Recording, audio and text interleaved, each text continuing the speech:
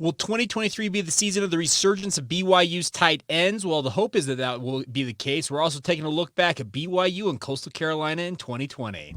You are Locked On Cougars, your daily podcast on the BYU Cougars, part of the Locked On Podcast Network.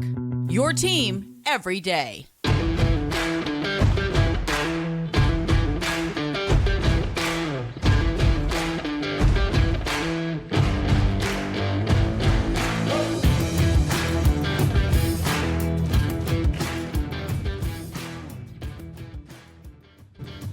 What's up, everybody? I'm Jake Hatch, your host here on Locked On Cougars, a resident BYU insider. Thank you for making Locked On Cougars your first listen of the day. Thank you to all of you who are everydayers with us here on the Locked On Podcast Network. Just a quick way of introduction, or I guess a reminder for you guys that we are your original daily podcast focused on all things BYU sports. A little bit of controversy, by the way, with that. Some people saying that BYU Sports Nation was the original. Now, BYU Sports Nation, let's be very clear, is a simulcast radio and TV product from BYU TV. It is not simply just a podcast. So that is the differentiator. So hopefully that explains a few things. I've had two or three of you in the last little bit ask about my claim to that, but this is truly your original daily podcast focused on all things BYU, and a big thank you regardless for all of the support, as always. All right, diving right back into our position previews and primers ahead of BYU training camp beginning in under a week. Monday, players report to training camp. Tuesday, they take the field for the first time on August 1st, and away we go, getting ready for the upcoming 2023 season. BYU's first foray in the Big 12 ranks as a member of the Power 5 ranks. Looking forward to all of that. And today, we're going to talk about BYU's tight end position. Now, tight ends for BYU have been something that, if you go back to the annals of BYU football history, going back essentially to the start of the Lavelle Edwards era, they have been a huge part, a huge differentiator and a huge weapon in BYU's greatest offenses in their history. Think of guys like Gordon Hudson. Think of Tulamili, Chad Lewis. Think of guys going back, Byron Rex. There's a litany of tight ends littering the history of BYU. You can go to Johnny Harleen. You can go to Dennis Pitta. You can go to any one of these guys. And the thing about this is the last 2 years, for whatever reason, there's been a little bit of a fall off in terms of the overall production from BYU's tight end position. The question will this be the year, 2023, that the BYU tight end position returns to glory and becomes a bigger part of the offense? Now, there's a lot that goes into the so-called up and down when it comes to how much attention a position group gets in the passing game. Quarterbacks and their preferences change. Jaren Hall, for whatever reason, preferred to throw it to the outside, throw it to his wide receivers. For whatever reason, that's just kind of his preference. Zach Wilson saw the utilization of tight ends as something he enjoyed. He enjoyed having that safety blanket. It's kind of the big differentiator of what we're going to talk about here with BYU's tight ends is, can Keaton Slovis get back to being more of potentially what Zach Wilson was, where the tight end is targeted early and more often than it was the last 2 years with Jaren Hall at the helm of BYU's offense?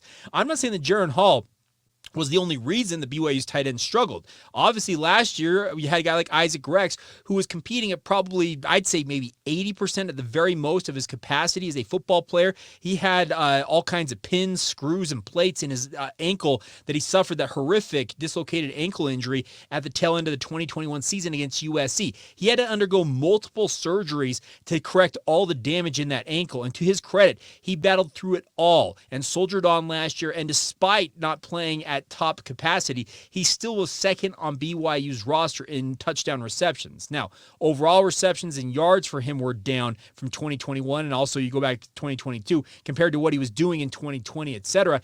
But the hope is this year that a guy like Isaac Rex can return to glory, if you want to use that analogy, and lead BYU back to being more of what they have been in their history, where the tight end is a huge focal point of BYU's offense.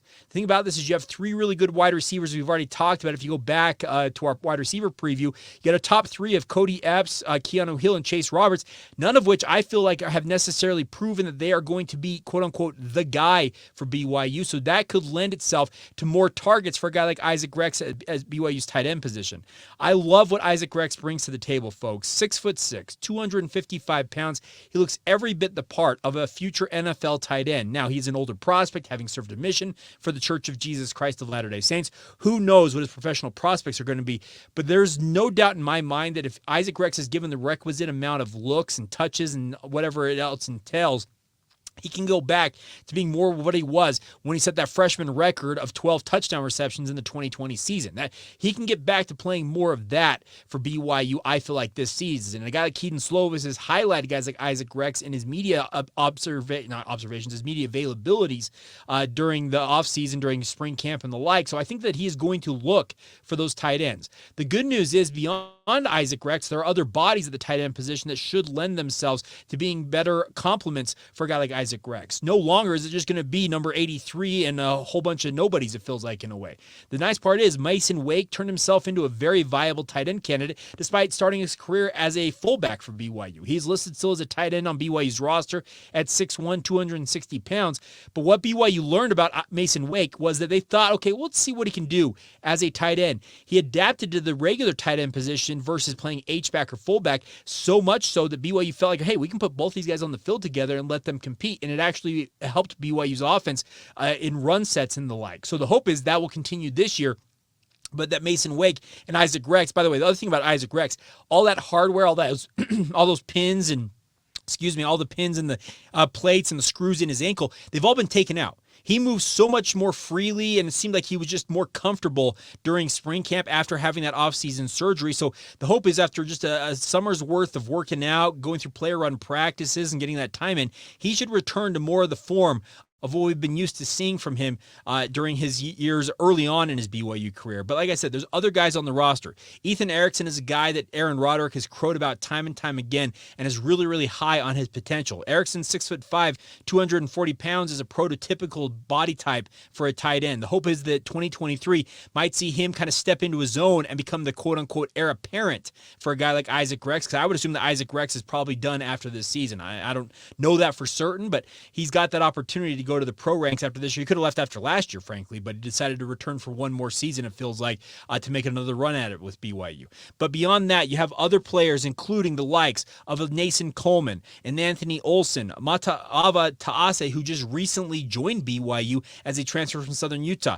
Not to mention guys like junior college transfer Ray Paulo, Jackson Bowers, the four-star prospect at tight end that I think can compete for playing time right away because he's got a college-ready body. 6'5", 245 pounds is what BYU's list him on their roster. That is a guy that most programs has been in a program and in a college weight room for 2 or 3 years. He's already got that, and he's a true freshman, 18 years old, coming into BYU. Keep an eye on Bowers, wearing the number 41, as a guy that you'll want to track because he's got that ability. He's got that ability to go up and be an elite pass receiver, but at the same time, develop his run blocking ability to find playing time as a freshman. So I'm very high on BYU's tight end position if given the opportunity to shine in this offense. I am of the opinion that I think you're going to see a return of more targets going towards the tight ends with Keaton Slovis under center than you did with Jaren Hall. And like I said, it's no slight against Jaren Hall. It's just a preference of his was just to go outside and throw it to the wide receivers. And BYU had a pretty good core of wide receivers, in particular a guy like Puka Nacua. So I get probably some of his motivation, but the other thing about this is it's going to give an opportunity for a guy like Keaton Slovis, when you can put 2 tight ends on the field, the 12 personnel as they call it, and give him an opportunity to have those tight ends make plays for him. They can be a matchup nightmare for BYU. The thought is that BYU at different times during the 2023 season could line up with a 6'3", 230-pound running back in Aiden Robbins, a 6'1", 260-pound hybrid fullback, H-back tight end in Mason Wake in front of him. Then you could put a guy like Isaac Rex out there in the slot at tight end, and then also another tight end, so let's say a guy like Jackson Bowers.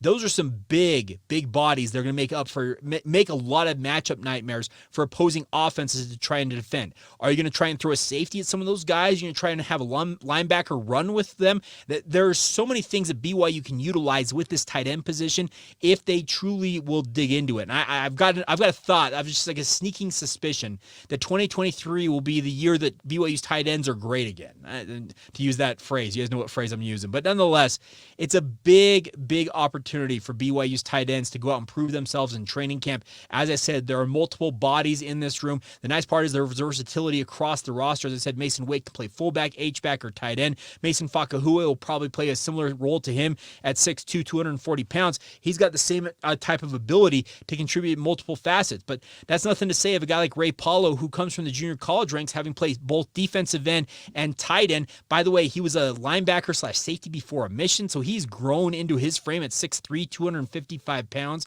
There's versatility amongst these tight ends, and I cannot wait to see how Aaron Roderick deploys them in his scheme, really utilizes them. And the hope is that Keaton Slovis will be looking for their numbers pretty early on here. One guy to keep an eye on, just my personal thought is I think that this fall camp could be a coming out party for him because he had moments in spring ball, is Anthony Olson. Anthony Olson is a former prep basketball phenom, 6'4", 235 pounds, out of Olympus High School, walked on with BYU football, and he showed the ability to really have nice soft hands and go up and make plays in the air. Keep an eye on him in training camp. I'm not 100% convinced that he comes out of training camp as the number 2 guy at tight end, but he is a guy who I think could garner himself some extra playing time this season with a solid training camp. But I guess my biggest thing about BYU's tight end position is, will Keaton Slovis give them the looks that they seem to be lacking the last 2 years? And we'll find out more in training camp. Cannot wait to be out there on the field at the student athlete building. I wanted to say the Smith Fieldhouse randomly, I suppose, but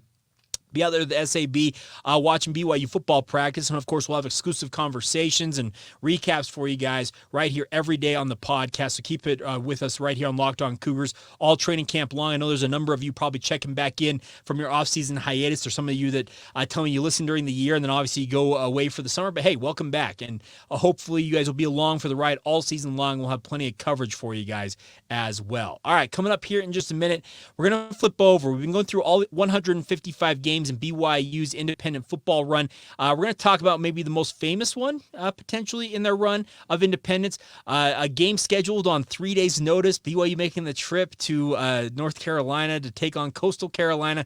We're going to talk about all of the hijinks that entailed in that game coming up next as we continue on right here on Locked On Cougars. Now, first, a word on our friends over at LinkedIn. Our friends, every day there's new potential hires out there, and they all can feel like a high-stakes wager for your small business. If you're a small business owner or you're a hiring manager, you know exactly what I'm talking about. You want to be 100% certain that you have access to the best qualified candidates available, and that's why you need to check out LinkedIn Jobs, my friends. LinkedIn Jobs help you find the right people for your team faster and for free, and the best part about it is they want to make it as simple as possible. All you got to do is go create the posting, then add your job in purple hashtag hiring frame to your LinkedIn profile and spread the word that you're hiring. Simple as that. Then they have simple tools like screening questions, make it easy to focus on candidates with just the right skills and experience so you can quickly prioritize who you'd like to interview and hire. And that's why small businesses are rating LinkedIn Jobs #1 in delivering quality hires versus leading competitors. You want the best, work with the best, my friends. LinkedIn Jobs help you find the qualified candidates that you want to talk to faster. Post your job for free at linkedin.com/lockedoncollege. That's linkedin.com/lockedoncollege. Post that job for free. Terms and conditions apply. Thank you once again for making Locked On Cougars your first listen to the day. Thank you to all of you who are everydayers with us here on the podcast. We will continue more of the same tomorrow on the podcast. We've been going position group by position group over the past week and a half, getting you ready for BYU's training camp. Coming up on tomorrow's show, we're going to the interior of the defensive line, defensive tackles. Can Jackson Cravens be the difference for BYU to be much stiffer against the run on the interior? Can they see some of the guys like Caden Hawes and Atunai Samahe rise to the occasion in what could be their final seasons as BYU football players? We'll talk more about that on tomorrow's edition of the podcast. All right, before we move along here, let's talk about another game in BYU's independent run as a football program. We've been doing this all off-season long, getting you ready for the upcoming season. We've been grinding our way through all 155 games. Now we're stuck at the tail end of the 2020 season. We still have 3 seasons to get through. We got to get through 2 more seasons to get through, 2021 and 2022, and we'll talk about those in succeeding days. But I want to talk today about maybe the most famous game of BYU's independent run because it just all the stakes that were entailed in this. And the game I'm talking about is BYU's ill-fated trip when they made the trip cross-country on very short notice, 3 days' notice at the very most, to take on Coastal Carolina during the 2020 season. Now, the circumstances were that Coastal Carolina was scheduled to host Liberty in this game, and the Chanticleers were 9-0 on the season, and they were going to have College Game Day coming to Conway, South Carolina, for the first time in program history. Well, Liberty then had an outbreak of COVID-19 amongst their football program and had to cancel the game. Well, Coastal Carolina went into scramble mode, and obviously they did not want to lose College game day potentially coming to their campus to highlight the teal turf that they had and the phenomenal season they were enjoying at that time with Jamie Chadwell as their head coach. Well, BYU happened to be off that week. They had actually been off for 2 weeks, if I recall correctly, or at least it had been off for 1 week, and were looking for another game potentially. And all of a sudden, there were rumors flying around Monday and Tuesday of that week. Now, Jake Edmonds, a good friend of mine who formerly worked at KUTV, also former BYU TV employee, etc. Maybe you might remember him. He's at Jake KUTV on Twitter. He and I were going back and forth on Tuesday night, and we'd gotten some intel that BYU was in the mix for this game, potentially to play it on short notice against Coastal Carolina. Well, then he and I finally got enough confirmations, enough hashtag sources confirmed it to us, that we went on Twitter with the report saying, hey, BYU is going to play Coastal Carolina in this game. And obviously the opportunity was there for BYU, and the thing about this is it was just kind of a weird circumstance, because even when we kind of were talking about the potential of this game going down, and they had the BYU truck rolling out saying we're making a Taco Bell run, you know what was happening. But it wasn't truly on until Wednesday night, if I recall correctly. It might have been Thursday, before the official announcement came.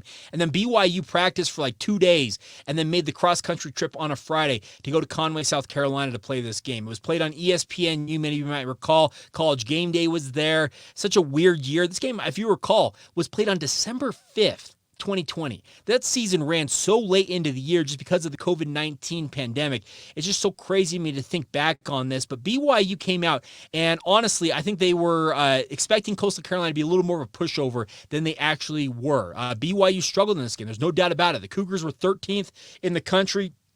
I think coming in, really feeling good about themselves. Both these teams were 9-0, and it felt like whoever won this game probably had the inside track at a New Year's Six bowl slot potentially. And BYU absolutely was looking for some legitimizing wins on their conference, on the conference schedule, on their overall schedule, and this would have been one of them for BYU. Well, BYU went down there, and it started off okay, but the thing about this, as I said, it became a slog for BYU.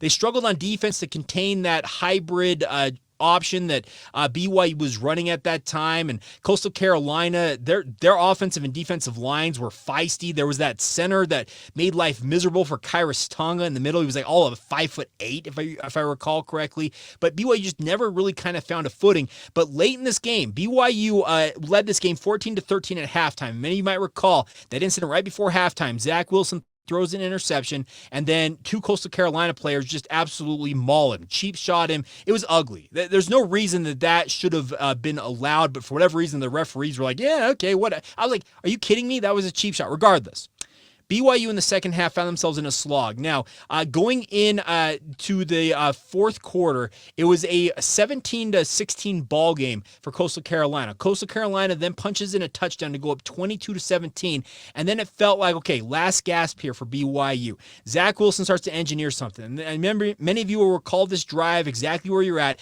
BYU gets the ball on the BYU 18, and then they reel off 7 plays, and there was, let's see, what was the time left on this? I got to pull this up here. 7 seconds to go. Zach Wilson completes a pass to Dax Milne for 17 yards. Dax Milne was unable. He was trying to plant on it. He was trying to get like a 1 foot down to plant on it and drive towards the end zone. But Coastal Carolina had him balled up with at least 2 defenders. Might have been a third there. He wasn't ever able to get that plant foot down. I'm convinced had he put that foot down and was able to drive forward, he probably finds himself in the end zone, and BYU finds a way miraculously to get out of Conway, South Carolina with that victory. Alas, he's down on the one, and BYU's ambitions of an undefeated season, a magical year in the 2020 season, are dashed with a 22-17 loss. Did it ruin the season for some BYU fans? Yeah, I'm convinced it did, actually, because some of the conversations we had around this game, we're doing post-game stuff like I was doing at the time for my radio station, there were a lot of BYU fans who were very upset. We should have never scheduled this game, or if you wanted to play, you should have moved it away. There were so many things out there. But the thing about this is, it was a game that BYU felt like they had a chance to go down and win, and they came a yard short. That's the thing about it, 1 yard short. And it's a kind of an analogy for life. There are times you're working your way, and just at the last possible second, you come up just a tad bit short.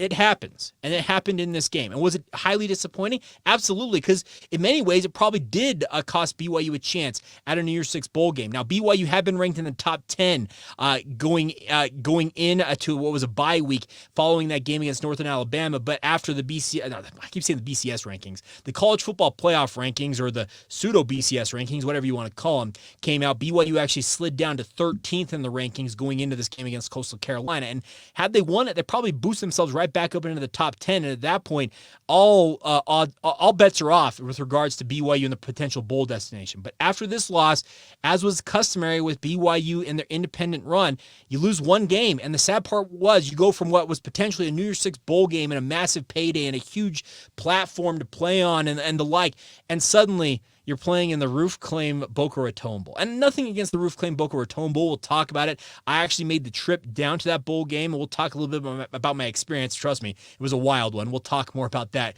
here in a couple of days. But the thing about this was it was just so disappointing for BYU to come up that short, just so agonizingly close to continuing a magical run. And like I said, I'm convinced if Dax Milne had been able to get his foot down and kind of drive towards the end zone, rather, he was kind of going laterally at the time because he caught the pass and was kind of working his way. If he had been able to get one foot down and kind of drive, use all those squats you do in the summer and drive towards the end zone, I'm wholly convinced, looking back at that game, I've rewatched that play I don't know how many times. If he gets that foot down, it feels like he maybe drives towards the end zone and gets across, and obviously gets a miraculous touchdown, and BYU wins the game by one, getting out of there with the victory. But you know what? Ifs and buts or candy and nuts, we'd all have a Merry Christmas. We all know that analogy. And alas, BYU loses the game. And obviously, it put a damper on what was otherwise a fantastic year for BYU. And it really, it doesn't like denigrate what BYU accomplished in 2020, because there were so many people out there in the national media to this day who still give BYU massive credit for traveling 2,200 miles on 2 days' notice to play a game of this caliber. The only bad part about it is that you lost the game. That is literally the only downside to it. But alas, it is what it is, and we'll talk about BYU's regular season finale coming up on tomorrow's show in that 2020 season, getting ready for that bowl game. But we'll talk about that tomorrow, and it's one of those kind of funny things you look back on and say, okay, what could have been? But the final game, Saturday, December 12th, a freezing game. I vividly remember it. BYU pulled out some old friends to wear in that game. We'll talk about those on tomorrow's edition of the podcast. All right, coming up here in just a minute, we do have a question that I actually read this article, and a listener of ours asked me to weigh in on it, and we'll finish out today's show looking at that. In regards to the NFL draft, a potential NFL draft prospect, according to The Athletic, has popped up that, frankly, I'm not 100% convinced even starts at BYU this season, and we'll talk about that here in just a moment. Now, first, a word on our friends over at Perry Homes. They've worked with us for many, many months now. And the best part about Perry Homes, my friends, is they want to help you guys out wherever you are in the housing game. If you're trying to build your first house, you're trying to build your dream house, they've got everything set up for you guys to give you guys the best opportunity for success when it comes to building your home. The best part is they've been around for 50 years. They've been Utah's premier home builder with communities throughout the state, and would love nothing more than to work with you guys and find the perfect solution for your housing needs. Perry Homes has beautiful communities in Davis, Salt Lake, Tooele, and Utah counties, with multiple communities in Washington County near St. George as well, all available to you. They offer over 50 unique home designs, from ramblers to 2 stories to townhomes as well. They even have quick move-in homes available if you're ready to make the move right away and just get into something. That's the best part about this. They're also offering generous financing incentives through their preferred lender as well, to help you get a little bit of a financial boost with regards to how crazy interest rates have been in the housing market. But hey, all you got to do to get started is visit perryhomesutah.com to see what's new in Utah's finest neighborhoods. That's perryhomesutah.com to learn more now. For 50 years, Utah has been coming home to Perry Homes. Thank you once again for making Locked On Cougars your first listen of the day. Thank you to all of you who make it a part of your routine every single day. It truly is awesome to see the thousands of you who check out the show. The listener and viewership numbers are strong.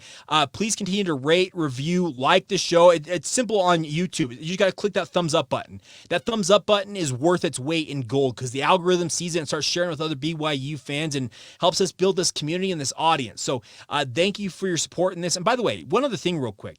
I've had some people ask me, well, Jake, in terms of a community thing, have you ever considered starting a Discord server? Now, Discord is kind of a channel where you can communicate with fans fans. It's like a message board in a way. If there is interest in it, I will absolutely look into it. But I'm not 100% convinced that as many of you as have expressed interest in it, if there are other BYU fans who have interest in it. So if you are interested in potentially being part of a Discord server, trust me, I'm still learning about it myself, but it's a pretty intriguing product. If that's something you would be interested in, please let us know. Respond via social media, send us an email, lockedonbyu@gmail.com. Let me know. And if there's enough interest in it, hey, I'm not above starting it. I've got a brother who actually is very, very adept at these things, and he can get it set up for us and get us started on it, and maybe we can have some fun with that. So let me know. If there's interest in that, let me know, and we'll pursue it. All right, our good friend Giovanni on Twitter, it's actually number 0_VAN1 said, Jake, did you see that Dane Brugler on The Athletic ranked Ian Fitzgerald as the 15th best senior offensive tackle prospect?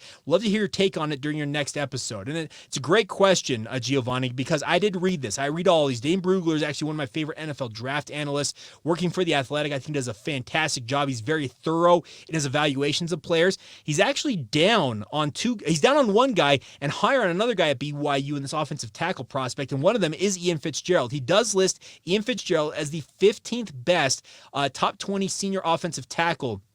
Now, the thing about this is when you're down that list that far, you're looking at a late round pick, potential undrafted free agent prospect, but he's got Ian Fitzgerald on that list, meaning he has evaluated him at least at some level and believes that there is some NFL caliber in a guy like Ian Fitzgerald. Obviously, he was a star at Missouri State, made the transfer to BYU, and due to the influx of other transfers along the offensive line for BYU, I'm not 100% convinced that Ian Fitzgerald starts for BYU this year. Now, training camp could completely change that. He could go out and just absolutely be a stud, whether it's a tackle or a guard for BYU, and he just steals the show, and he makes a position his, and he finds himself playing very, very well. And I'd love nothing more than for that story to play out. But just based on the kind of the logjam of different guys on this roster, it's crazy to see him on this list, and the hope is that he gets that opportunity to go out and show what he's capable of.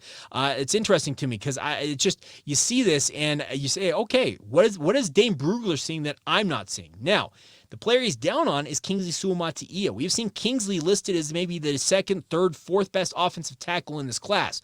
Well, in the preseason top 10 draft eligible underclassmen, he's actually got Kingsley Suamataia 7th on his list. He's got Olu Fashanu, a couple of players like from the SEC, J.C. Latham from Alabama, Joe Alt from Notre Dame, guys that Kingsley has been listed amongst in terms of NFL draft potential, but he's got him behind Tyler Guyton from Oklahoma, Jack Nelson from Wisconsin, and then there's a number 7, Kingsley Suamataia, listed at 6'6", 325. I'm interested that he is down on Kingsley, and down is relative. Let's be real about this. But I'm interested that what Dane is seeing on film that has him down on Kingsley versus what I believe and a lot of other people believe him to be as a first-round draft prospect. Now, he has to go out and prove it on the football field. He will be starting at left tackle for the first time this season for BYU after really making the right tackle position his home early on last season. Can he be as good and as consistent as he was at right tackle last season at times at the left tackle spot and continue a long run of stellar left tackle play for BYU? That's going to be the key differentiator. If he wants to be that first-round draft pick as soon as next year, he's got to go out and prove it this season, and that should be something that should be put on his bulletin board. I guess bulletin board material for Kingsley to go out and prove a guy like Dane Brugler wrong and show that he is capable, truthfully, of being one of those top 3 or 4 offensive tackles in this draft cycle. So interesting stuff all the same, but I wish nothing but the best for guys like Ian Fitzgerald and Kingsley, and also guys like Caleb Etienne. I hope all of them get their opportunity to play at the NFL draft, play at the NFL level if that is their dream, and obviously go out and make some money along the way. So interesting stuff all the same. All right, that's going to do it. A big thank you to all of you for your guys' support of the podcast. As always, as I said, if there's interest in that Discord channel or maybe another way to communicate with you guys, please let me know and we'll work on that. But a big thank you all the same for your support of the podcast. As always, hope you guys are having a fantastic Wednesday whenever you see this, and hope you guys will return with us talking BYU defensive tackles on tomorrow's edition of the podcast. And of course, until then, have a great rest of your day. This has been the Locked On Cougars podcast. See ya.